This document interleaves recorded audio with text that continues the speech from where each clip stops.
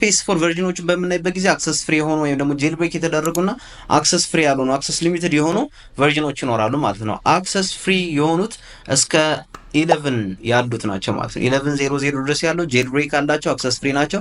ከዛ በላይ ያለው ግን 11.01 እንኳን ቨርዥን ቢኖር አክሰስ ሊሚትድ ነው ማለት ነው። ስለዚህ ከነዚህ ውስጥ እስካሁን ድረስ ጄል ብሬክ የተገኘላቸው አንደኛው 5.05 ነው፣ ሁለተኛው 6.72 ነው፣ ሶስተኛው 9.00 ነው፣ አራተኛው ደግሞ 11.00 ነው ማለት ነው። ስለዚህ የመጀመሪያዎቹ ሁለቱ 5.05 6.72 ያለምንም ነገር ኦንላይን ጄል ብሬክ ማድረግ የምንችል ሲሆን 9.00 ግን ጄል ብሬክ ለማድረግ ዩኤስቢ ወይም ደግሞ ፍላሽ የሚያስፈልገን ይሆናል ማለት ነው። አሁን ላይ በቡተርም 9.00 ጄል ብሬክ ማድረግ እንችላለን። 11.00 ደግሞ ቡተር ያስፈልገዋል ግዴታ ማለት ነው። ይሄም ማለት ምን ማለት ነው? 9.00 በዩኤስቢ ነው ጄል ብሬክ የምናደርገው የምንለው ያ የተገኘው በግ አክሰስ የሚያደርገው ዩኤስቢውን ነው ማለት ነው። ለዛም ለማታለል የሚጠቀምበት ዩኤስቢውን ስለሆነ ዩኤስቢ የግድ ያስፈልገናል ማለት ነው።